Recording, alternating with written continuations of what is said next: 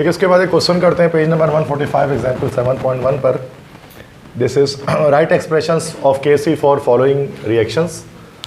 तो ये जिस कोई न्यूमेरिकल नहीं है, ठीक है, बस एक ऑब्जेक्टिव टाइप की चीज़ है जो हमने अभी पढ़ा है थोड़ी देर पहले कि केसी जो है वो बराबर होता है concentration of product upon concentration of reactant. ठीक है, तो अब उसी के तौर पे हमारे पास जैसे अभी हमने ए बी सी डी की टर्म्स में इसको पढ़ा था, ठीक है, ए बी सी डी की टर्म्स में पढ़ा, अगर कोई इक्वेशन आ जाए इटसेल्फ तो किस तरह से उसको जो है वो कन्वर्ट किया जाएगा केसी की एक्सप्रेशन में। तो ये हमारे पास केमिकल रिएक्शंस लिखे हैं, रिवर्सिबल रिएक्शन।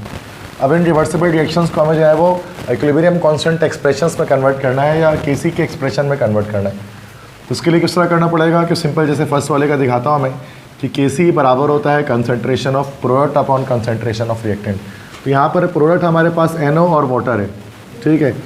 तो न्यूमरेटर में जो है वो फ्रैक्शन के ऊपर हमारे पास आ जाएगा कंसंट्रेशन ऑफ NO और जो उसके जो कोफिशिएंट है उसका पावर बन जाएगा जैसे कि 4, ठीक है। और यहाँ पर उसके बाद नेक्स्ट आ जाएगा H2O, बीच में प्लस नहीं लगाएंगे, H2O आ जाएगा, उसके ऊपर पावर हो जाएगा 6। इस तरह से नीचे यहाँ पर आया हुआ है दिस इज़ NH3, तो NH3 आया और उसकी पावर हमारे पास यहाँ पर हो जाएगी 4 और O2 है, O2 की पावर यहाँ पर हमारे पास हो जाएगी 5। तो ये हमारे पास हो जाएगा दिस इज आंसर। तो ये हम इस तरह से हम बनाते हैं इक्विलिब्रियम कांस्टेंट एक्सप्रेशन। इस तरह सेकंड वाले को बनाना है अगर आपको तो KC equal to product upon reactant.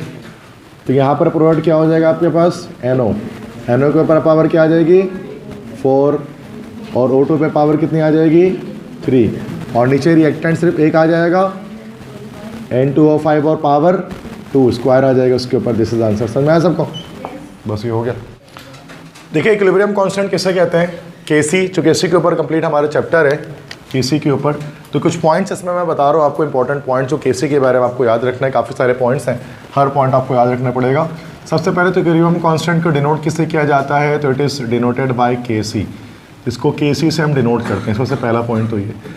Second point ये कि इक्विलिब्रियम कांस्टेंट है क्या चीज़? इट इज़ अ, तो हमें पता है concentration of product upon concentration of reactant है इक्विलिब्रियम पर, ठीक है। तो the ratio between concentration of product and concentration of reactant at equilibrium is called KC. इसे कहा जाता है केसी, ठीक है। Ratio between concentration of product and concentration of reactant, ये हमारे पास केसी होता है। जैसे KC equal to concentration of product upon concentration of reactant, ये फॉर्मूला भी लिखाया था मैंने आपको। तो केसी इसी को डिफाइन करते हैं। केसी क्या है कि इक्विलिब्रियम पोजीशन पर प्रोडक्ट और प्रोडक्ट की कंसंट्रेशन और रिएक्टेंट की कंसंट्रेशन के बीच का रेशो, उसकी डिवीजन। थर्ड पॉइंट इसके बाद हम इसमें क्या देख सकते हैं कि केसी हम किसे कहते हैं कि ये रेशो दो रेट कांस्टेंट का भी है, ठीक है। एक और चीज़, तो द रेशो बिटवीन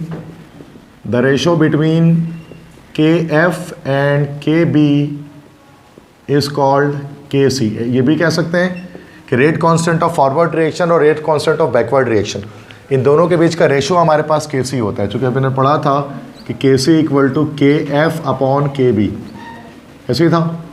तो दोनों को हमने मिलाकर फिर KC लिख दिया था। तो ये भी इसको डिफाइन कर सकते हैं। नेक्स्ट इक्विलिब्रियम कांस्टेंट के नेक्स्ट पॉइंट हम यहाँ पर ये निकालते हैं कि ये जो इक्विलिब्रियम कांस्टेंट KC है, इसकी वैल्यू डिपेंड नहीं करती कंसंट्रेशन ऑफ रिएक्टेंट पे, ठीक है। तो the value of KC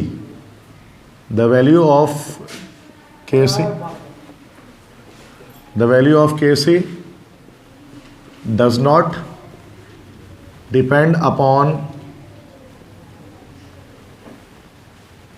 concentration of product. The value of KC does not depend upon concentration of product और रिएक्टेंट। ये सिर्फ कंसंट्रेशन लिख देते हैं, मतलब कंसंट्रेशन को कम या ज़्यादा करने से KC की वैल्यू पर फर्क नहीं पड़ता। जो कंसंट्रेशन है रिएक्टेंट का या प्रोडक्ट का, उसको हम कितना भी कम ज़्यादा कर दें, उसको हम जितने भी चेंज कर दें, उससे क्या होगा कि हमारे KC की वैल्यू पर फर्क नहीं पड़ेगा। आखिर किसी इक्वेशन के लिए KC की वैल्यू फिक्स है, कांस्टेंट है, तो कंसंट्रेशन की कम ज़्यादा करने से वो चेंज नहीं होता, तभी उसको कांस्टेंट कहा जाता है। इक्विलिब्रियम कांस्टेंट चूँकि वो कंसंट्रेशन पर डिपेंड नहीं करती, ठीक है। और तो फिर डिपेंड किस चीज़ पर करती है ये? तो फिर डिपेंड किस चीज़ पर करती है, डिपेंड करती है टेम्परेचर पर, ठीक है। तो नेक्स्ट पॉइंट है कि the value of K see depends upon, ये डिपेंड करती है, डिपेंड्स अपॉन टेम्परेचर, टेम्परेचर पर डिपेंड करती है। मतलब टेम्परेचर कम ज़्यादा करने से के सी की वैल्यू पर फ़र्क पड़ सकता है, टेम्परेचर के अंदर अगर वेरिएशन आ जाए।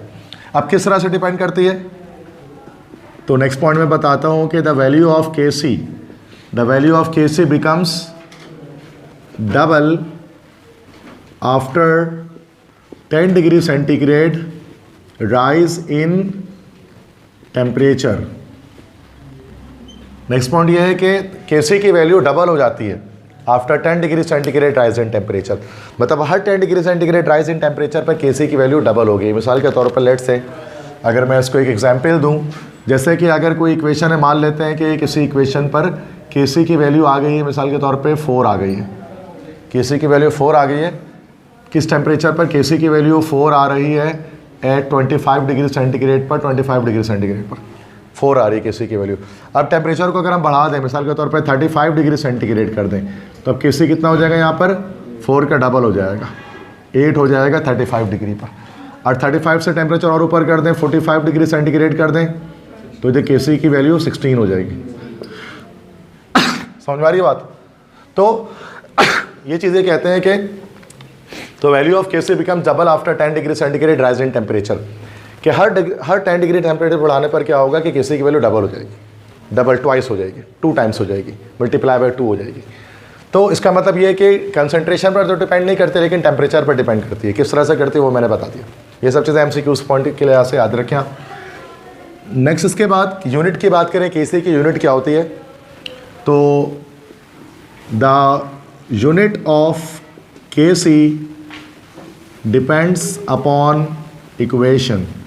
केसी की यूनिट जो है ना बेटा इक्वेशन डिपेंडेंट होती है, डिपेंड्स अपॉन इक्वेशन। मतलब बहुत सारे स्टूडेंट्स ये कहते हैं कि केसी की यूनिट नहीं होती, there is no unit of केसी।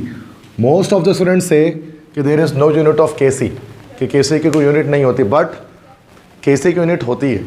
ये डिपेंड करती है इक्वेशन पर, फिक्स यूनिट नहीं होती है। हर इक्वेशन पे अलग यूनिट निकल रही हो तो उसको निकालना पड़ता है, उसको हम निकालते हैं हर न्यूमेरिकल को सॉल्व करते हुए। तो जो unit of KC depends upon equation, अभी हम न्यूमेरिकल सॉल्व करेंगे तो फिर मैं दिखा दूंगा किस तरह से यूनिट निकलती है केसी की, ठीक है। तो नेक्स्ट ये पॉइंट भी एक हो गया। एक और लास्ट पॉइंट मैं बताता हूँ कि if all the reactants and products are in gaseous state, then the partial pressure of gases can be used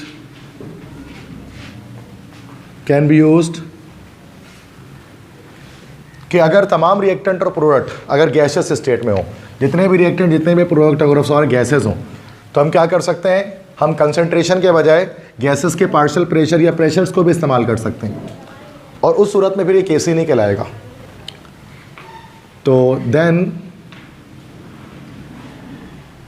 उस सूरत में केसी नहीं कहलाएगा। Then it is denoted by, तो फिर इसको डिनोट किया जाएगा, then it is denoted by K P. फिर हम इसको के पी से डिनोट करेंगे। पी फॉर यहाँ पर हमारे पास है प्रेशर, जैसे सी फॉर कंसंट्रेशन होता है ना। अब चूँकि जब हम प्रेशर इस्तेमाल करेंगे तो के पी कहेंगे। मिसाल के तौर पर लेट से एक मैं आपको एग्जांपल शो करता हूँ यहाँ पर। तो जैसे कि हमने रिएक्शन कर दिया कि ए प्लस बी, और वो रिएक्शन करके बन रहा है सी प्लस डी, या एम मतलब एम इस तरह, मतलब एम एन एक्स वाई इस तरह से कर ले रहे हैं जैसे पीछे किया था, ठीक है। M moles of A reacts with N moles of B to form X moles of C and Y moles of D. And now all the reactants and products are in gaseous state. आप देखो bracket में मैं जी लिख दे रहा हूँ, उसका मतलब होता है गैसियस स्टेट, सारे गैसेस हैं। अब केसी तो उसका मालूम हो ही सकता है, वो तो कर ही लेंगे। अब इसका के पी भी मालूम कर सकते हैं, क्योंकि अब यहाँ पर ये जो इक्विलिब्रियम हमारे पास है ना, इस इक्विलिब्रियम को हम कहेंगे this is gaseous equilibrium. Why it is called gaseous equilibrium? Because all the reactants and products are in gaseous state. अब इसमें क्या होगा कि हम के पी भी मालूम कर सकते हैं, के पी मालूम होगा। के पी किस तरह से होगा, के पी इक्वल टू, अब बजाय कंसनट्रेशन का प्रेशर यूज़ कर लेंगे। जैसे pressure of product upon pressure of reactant, the pressure of C multiply by pressure of D upon pressure of A multiply by pressure of B। और जो same वही चीज़ है जो हमारे पास वो हैं x, जो हमारे पास कोफिशिएंट्स है वो पावर बन जाएंगे, यहाँ x हो जाएगा, यहाँ y हो जाएगा, यहाँ m हो जाएगा, यहाँ n हो जाएगा। ठीक है, तो बेटा ये चीज़ भी याद रख लो कि Kp किसे कहते हैं। Kc तो भाई समझ में आ गया, Kp क्या चीज़ होती है ये। ठीक है, तो समटाइम्स हम Kp भी मालूम कर सकते हैं इसके अंदर। और एक रिलेशनशिप भी याद रख लें Kc और Kp के बीच में। एक और चीज़ बता देता हूँ, that is relationship between Kc and Kp। Kc और Kp के बीच एक रिलेशनशिप याद रखें। क्या रिलेशनशिप है, चूँकि ज़रूरी नहीं है Kc और Kp की वैल्यू हमेशा सेम आए, डिफरेंट भी आती है। रिलेशनशिप के लिए एक फॉर्मूला याद करना पड़ेगा, Kc is equal to Kp RT, और यहाँ पर हमारे पास आ जाएगा डेल्टा n। ठीक है, तो एक एक्सप्रेशन यहाँ पर मैंने यहाँ पर उसको जनरेट किया है। ठीक है, उस एक्सप्रेशन को आप यहाँ पर देखेंगे, दैट इज़ Kc सॉरी आप Kp मैंने रिवर्स लिख दिया, sorry. Kp is equal to Kc RT delta. इसको समझना ज़रा इस इक्वेशन को कि Kp और Kc के बीच के क्या रिलेशनशिप है। Kc Kp हमेशा बराबर नहीं होते। ठीक है, हमेशा they are not always same, ये हमेशा बराबर नहीं होते। ठीक है, तो अब Kp बराबर हो तो Kc into R into T, और पावर यहाँ पर है डेल्टा n। Kp तो जाहिर सी बात है ये प्रेशर हो गया, equilibrium constant for gaseous equilibrium. Kc जो है वो यहाँ पर Kc की जो वैल्यू होती है कंसंट्रेशंस के लिए। R यहाँ पर क्या चीज़ है, R के बारे में अगर आप जानते हैं, पीछे चैप्टर में पढ़ा है, R यहाँ पर हमारे पास है गैस कांस्टेंट जिसकी वैल्यू होती है 0.0821। ठीक है, और T यहाँ पर हमारे पास हो गया, this is T is temperature. इसकी डेरिवेशन नहीं है हमारे बुक में, ठीक है, उसको ड्राइव नहीं करना है, ये डायरेक्ट आपको याद करना है। ये न्यू बुक के अंदर है, ओल्ड बुक में नहीं था। और ये डेल्टा n जो हमारे पास है, this is change in number of moles. Change in moles जिसको हम कह सकते हैं, डेल्टा मतलब होता है चेंज, तो this is actually change in moles. अब चेंज इन मोल्स कैसे निकलता है, this is equal two moles of product minus moles of reactant. Product के मोल्स को रिएक्टेंट के मोल से माइनस करेंगे तो ये हमारे पास डेल्टा n आ जाएगा। तो इस फॉर्मूले पर रखेंगे तो फिर हमें Kp की, अगर Kc पता है और Kc से डायरेक्टली Kp मालूम करना तो क्या करेंगे, इस फॉर्मूले पे हम रख देंगे तो Kc से डायरेक्टली Kp भी आ सकता है, वरना Kp हम प्रेशर से भी मालूम कर सकते हैं। तो ये एक रिलेशनशिप है Kp और Kc के बीच में, जिसमें डेल्टा n जो है वो change in number of moles है, that is moles of product minus moles of reactant. तो इक्वेशन को देखकर हम लिख देंगे। अभी को न्यूमेरिकल सॉल्व करेंगे तो ज़्यादा बेहतर समझ में आएगा आपको इसको। ठीक है।